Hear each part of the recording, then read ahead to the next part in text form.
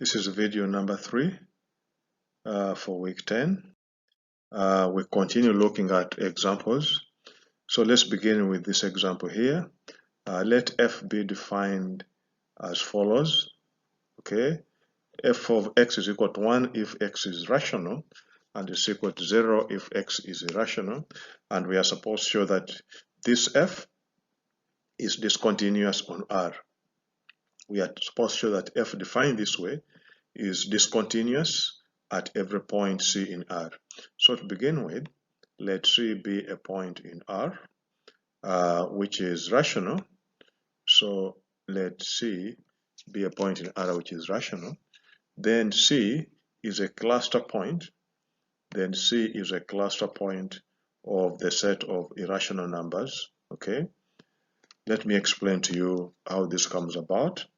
So if I look at my real line R, assuming this is my real line R, okay, and I pick n rational numbers C, okay, so then I take a delta neighborhood of C. Okay, you can take delta as small as you want. So this point will be C plus delta, okay, and this point will be C minus delta, okay.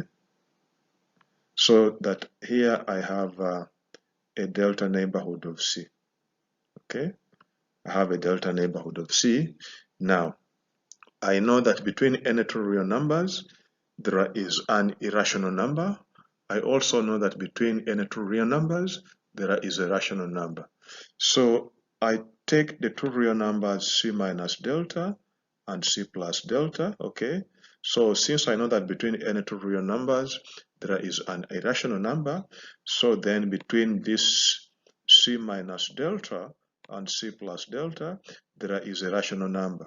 So there is an irrational number. So there will be an irrational number somewhere here. Okay, there will be an irrational number between C minus delta and C plus delta. That is any delta neighborhood of C. Any delta neighborhood of C will contain at least one irrational number.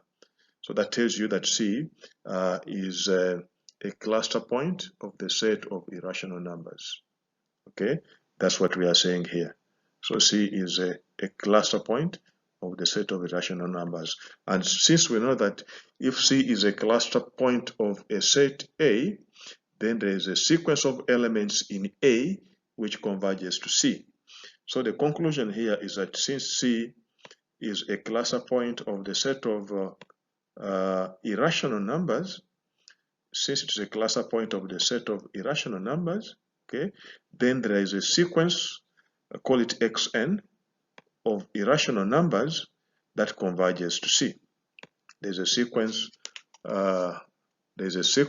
okay, of irrational numbers. There's a sequence Xn of irrational numbers that converges to C. Okay. Now, since f of x is equal to 0, okay, if x is rational and xn is a sequence of irrational numbers, then fxn is equal to 0 for all n.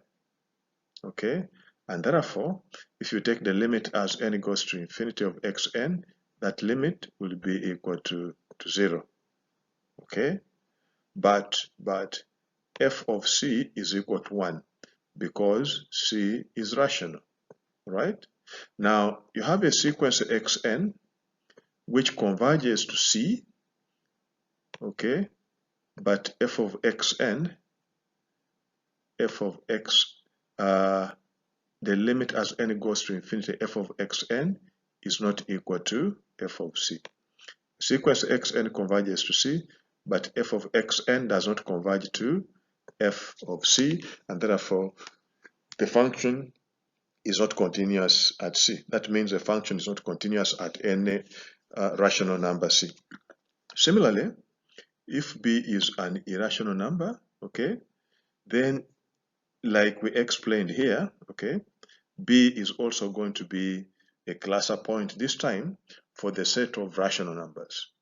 So if B is an irrational number, then B is a cluster point of the set of rational numbers. And therefore, since B is a cluster point of the set of rational numbers, then there exists a sequence of rational numbers that converges to B. Okay, call that sequence Yn. Okay, now since each Yn is rational, then Fyn is equal to 1. Now, since B is irrational, then f of B is equal to 0. But since f of Yn is equal to 1 for all n, then f of Yn converges to 1, okay, which is not equal to f of B. And therefore, that tells you that since we have a sequence Yn which converges to B, but f of Yn does not converge to f of B, we conclude that f is not continuous at any rational number B.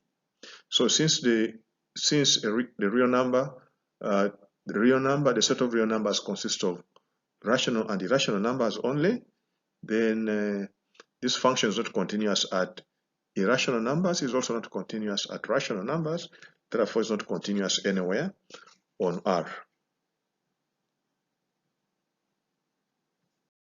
The next example, f is continuous at a point C in A. We are supposed to show that there exists some epsilon bigger than 0. We are supposed to show that for any epsilon bigger than 0, there is a neighborhood of C such that if x and y belong to that neighborhood, if x and y belong to that neighborhood and also belong to A, then the distance between f of x and f of y will be less than epsilon. So let epsilon be given, okay? So the continuity of f at C means that there exists a delta bigger than 0. Actually, we can simply use a delta. We can ignore the delta 1 and delta 2, okay? So there exists a delta bigger than 0. Instead of separating them, we can use one delta. So there exists a delta bigger than 0 such that if x is in A and x satisfies that the distance between x and C is less than delta, okay, then the distance between f of x and f of y is less than epsilon over 2. Okay, this comes from the fact that f is continuous at C.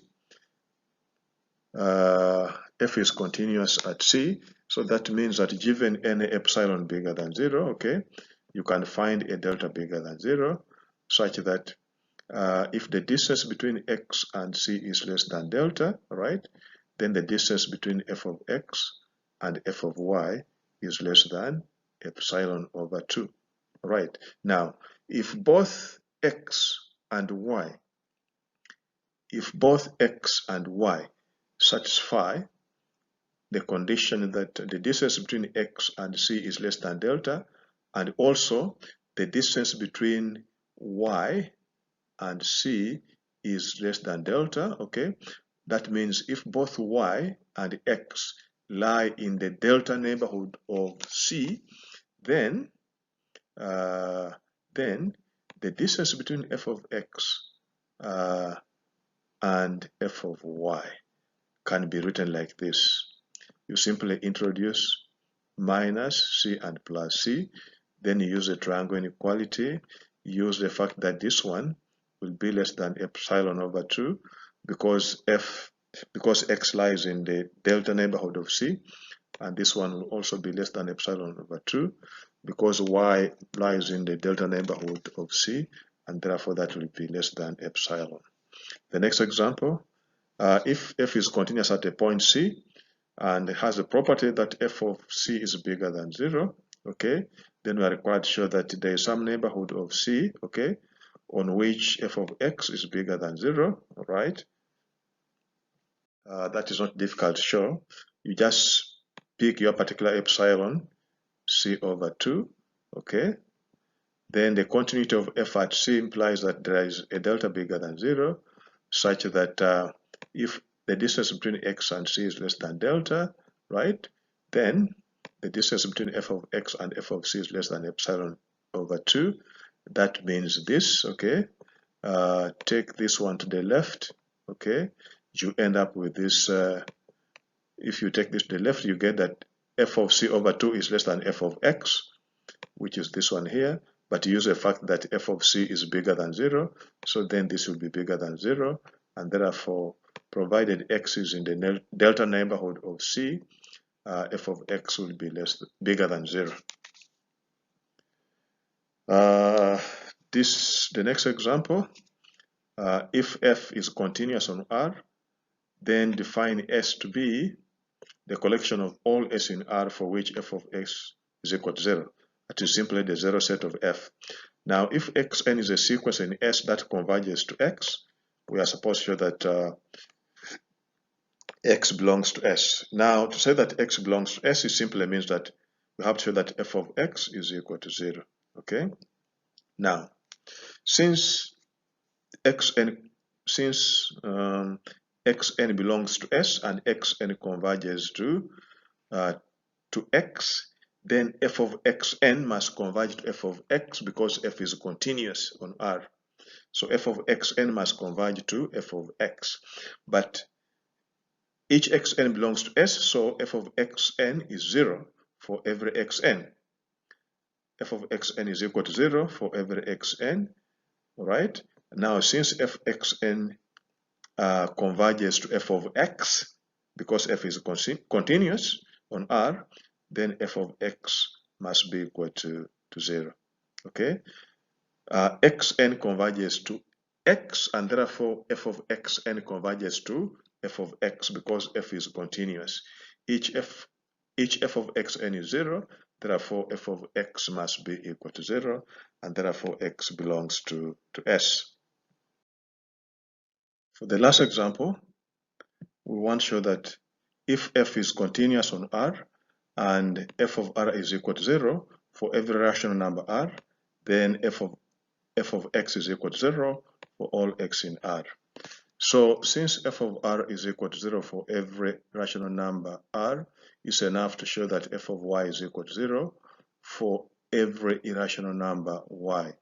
So to do that, let's assume that y is an irrational number, okay? Then the density theorem tells me that there exists a sequence yn of rational numbers, okay, which converges to y. So if y is an irrational number, then that means there exists a sequence, okay, call it yn, of rational numbers which converges to y, okay? Then, since yn converges to y and f is continuous on R, okay, the sequential criterion for continuity implies that f of yn must converge to f of y, okay? Now, each yn is rational, so that means f of yn is equal to 0 for every n, okay? So since limit as n goes to infinity of f of yn is equal to f of y, and each yn is equal to 0, that means that, and each f of yn is equal to 0, that means that f of y must be equal to 0, okay? So we'll say that again. Okay, since each fyn, place, this is yn, not xn, okay? Since each fyn is equal to 0, okay, and fyn converges to fy, then f of y must be equal to 0, and therefore that means that f of x is equal to 0 for all real numbers x.